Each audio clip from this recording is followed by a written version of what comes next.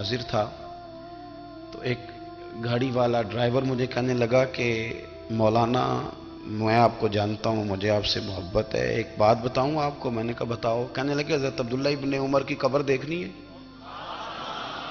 میں نے کہا یہ تو نہیں کہہ رہا، یہ کسی نے بندوبست کرایا ہے، یہ اللہ نے تیرے دل میں بات ڈالی ہے، یہ ہو گیا تو لے چل مجھے۔ حضرت عبداللہ ابن عمر کو نبی پاک نے فرمایا تھا راجل صالح، یہ نیک بندہ ہے، یہ متقی آدمی۔ حضرت عبداللہ ابن عمر رضی اللہ تعالیٰ عنہ سیدنا فاروق اعظم رضی اللہ تعالیٰ عنہ کے صاحبزادے ہیں، اور ان کی ہمشیرہ سیدہ حفصہ رضی اللہ تعالیٰ عنہ حضور کی زوجہ محترمہ ہے۔ ایک دن اپنی ہمشیرہ سے کہنے لگے کہ نبی کریم صلی اللہ تعالیٰ علیہ وسلم گھر میں آئے نا، اور اگر حضور غم امت میں پریشان نہ ہوں، طبیعت کو حشاش بشاش دیکھو تو ذرا پوچھنا تو صحیح حضور کا میرے بارے میں کیا خیال ہے، پوچھنا تو صحیح کہ کریم کی بارگاہ میں میرا کیا مقام ہے، میرے بارے میں حضور کیا فرماتے ہیں۔ اب بہن کو کام بتائے، اور بتائے بھی بھائی، اور پھر بہن وہ کام نہ کرے، یہ تاریخ میں ہوتا نہیں۔ حضرت عمر فاروق رضی اللہ تعالیٰ عنہ کی صاحبزادی ام المومنین رضی اللہ تعالیٰ عنہ فرماتی ہیں کہ میں تو بس منتظر تھی، انہوں نے تو کہا تھا نا کہ اگر تم حشاش بشاش دیکھو تو بات کرنا، لیکن حضور تشریف لائے، میری باری تھی، میرے گھر تشریف لائے، کھانا پیش کیا تو فوراً میں نے عرض کی حضور ایک بات پوچھنی تھی، تو حضور نے فرمایا پوچھئے۔ میں نے عرض کی حضور میرے بھائی عبداللہ ابن عمر کے بارے میں آپ کا کیا خیال ہے؟ نوجوانوں میری بات پہ غور کرنا، میرے بھائی کے بارے میں آپ کا کیا خیال ہے؟ تو نبی کریم صلی اللہ تعالیٰ علیہ وآلہ وسلم نے میری طرف دیکھا، اور پھر حضور زیر لب تھوڑا مسکرائے، اور بریلی کے امام کہتے ہیں کہ حضور مسکرا دیتے تھے نا تو جو بڑا دکھی ہوتا تھا وہ بھی ہنس پڑتا تھا۔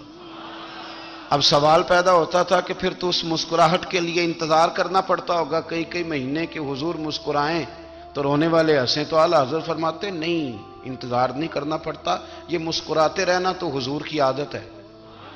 جس کی تسکین سے روتے ہوئے ہنس پڑے، اس تبسم کی عادت پہ لاکھوں سلام۔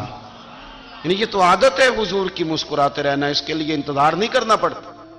بھائیو آپ خیال رکھیں گے، غور کریں گے، حضرت عبداللہ ابن عمر رضی اللہ تعالیٰ عنہ کے بارے میں پوچھا تو سیدہ فرماتی ہیں کہ نبی کریم صلی اللہ تعالیٰ علیہ وسلم نہ زیر لب مسکرائے اور فرمایا حفصہ تیرا بھائی ہے تو اچھا، لیکن میں نے سنا ہے کہ عشاء کی نماز پڑھ کے سو جاتا ہے اور فجر تک سویا ہی رہتا ہے، اسے چاہیے کہ تہجد کے وقت اٹھا کرے، اللہ کی بارگاہ میں حاضر ہوا کرے، آہوزاری کرے، سجدے کرے، عبادت کرے، اٹھتا ہے اور فجر میں جا کے اٹھتا ہے۔ حضرت جناب حفصہ رضی اللہ تعالیٰ عنہ کہتی ہیں میں نے جناب عبداللہ ابن عمر کو پیغام دیا اور میں نے کہا میرے جوان بھائی سن، نبی پاک نے فرمایا ہے تو اچھا پر تہجد میں نہیں اٹھتا، نفل نہیں پڑھتا۔ او میری ملت کے جوانوں، مزہ نہیں آ جاتا جب ساری دنیا سوئی ہو، ساری دنیا، اور بستر بھی گرم ہو اور نیند بھی پورا غلبہ کر رہی ہو، اور اچانک گھنٹی بجے دماغ میں، آنکھ کھلے، گھڑی پہ نظر پڑے 3:30 4 بجے کا، پھر اٹھ کے وضو کرے، اور جب وہ مصلی کھول کے بچھائے تو مدینے والے جو اس کی شان کے لائق ہے، جو اس کی شان کے لائق، وہ مسکراتا ہے، خوش ہوتا ہے کہ میرا بندہ تہجد میں اٹھ گیا، وہ مسکراتا ہے۔ کاش ہماری صبحیں کبھی اپنے مالک کے نام ہو جائیں، کاش کے صبحیں۔ حضرت ابو الحسن رحمت اللہ تعالیٰ علیہ حضرت معاذ ابن جبل رضی اللہ تعالیٰ عنہ کے پاس بیٹھا کرتے تھے، فرماتے ہیں ان سے جو پیار بڑھا تو پھر میرا مصلی سے جاتا ہوں کام ڈھونڈنے، تو میری بیوی بڑی فرما بردار تھی، پر اس دن نہ غربت کے ہاتھوں تنگ آ کے کہنے سے نکلا، پر میں نے صبح سے لے کے زور تک کام ڈھونڈا، کام ملا کوئی نہیں۔ فرماتے ہیں کہ میں نے نا فرات کے پانی سے وضو کیا، نہر کے، شدید دھوپ تھی، ساتھ ریت تھی اور ریت تپ رہی تھی، میں نے اپنا رومال وہیں مصلی کے طور پر بچھا لیا، اور فرماتے ہیں کہ زور سے لے کر عصر تک نماز پڑھی، دھوپ بھی پورے زور پہ، پر میرے سجدے کا ذوق بھی پورے زور پہ۔ فرماتے ہیں سورج بھی چمک رہا ہے اور رب کی عبادت کا ذوق بھی پورے زور پہ، میں سجدہ کروں تو پھر میرا اٹھانے کو جی نہ چاہے۔ میرے استاد لکھا کرتے اور میں نے آواز دی کہ بھلی مانس کہاں ہو؟ تو وہ کہنے لگی آپ منہ ہاتھ دھو لیں۔ میں نے کہا کہ بچے کہاں گئے؟ کہنے لگی وہ کھانا کھا کے کھیلنے گئے۔ بیوی سے پوچھا یہ کہاں سے آیا کھانا؟ بچوں کو تو نے کہاں سے کھانا کھلایا؟ یہ سارا کچھ کیسا ہے؟ تو کہنے لگی پتہ نہیں آج آپ کس کریم کی مزدوری کرنے چلے گئے، کس کریم کی، میرے گھر میں تو اتنی نعمتیں، دروازے آج چلے گئے تھے۔ یہ کہتے کہتے وہ اٹھی اور اٹھ کر کے کہنے لگی پہلے ہی بڑا کچھ آیا تھا، اب کیا لے آئے ہو؟ اور جا کر کے نا اس نے وہ ریت والا رومال کھولا، کہنے لگے میں تو لے کے آیا تھا ریت، تو میرے رب نے اسے بھی سونے اور ہیرے بنا دیا تھا۔ جب آپ کی توجہ اللہ کی جانب، میرے نبی پاک صلی اللہ تعالی علیہ وسلم نے فرمایا ہر چیز اپنے رب سے مانگ، ہر چیز مانگ، ہر چیز مانگ۔ یا رسول اللہ کیا کچھ؟ میرے محبوب نے فرمایا تیرے گھر میں نمک بھی ختم ہو جائے تو وہ بھی اپنے رب سے مانگا کر، تو مانگنا وہ تجھے دے گا، تو اس کی بارگاہ میں کشکول طلب دراز تو کرنا۔ اور ترمذی شریف میں عجیب لفظ ہیں، رسول کائنات نے فرمایا، رب کریم فرماتے ہیں جب میرا بندہ ہاتھ اٹھاتا ہے نا تو مجھے حیا آتی ہے کہ میں خالی کیسے لوٹا دوں اس کے۔ اتنے بڑے بادشاہ کی بارگاہ میں، او بھائی لوگوں سے عزتیں تلاش کرتے ہو تو وہ کیا تمہیں عزت دیں گے؟ وہ تو کل اچھا کہتے ہیں پرسوں برا کہنے لگ جاتے ہیں۔ لوگوں کے سامنے گڈ بک میں آنا چاہو گے تو وہ تو سویرے تمہارے بارے میں کچھ کہیں گے، شام کچھ اور کہیں گے۔ اپنی روحانی زندگی آباد کریں، اپنے مسلح کو وقت دیں، اور دنیا سے چھپ کر اس موبائل کو بند کر کے اور اپنے آپ سے بھی چھپ کے اور تنہا ہو کے چھپا کے سارا کچھ اپنے آنسو اپنے رب کی بارگاہ میں پیش کریں، اس کے حضور حاضری دیں۔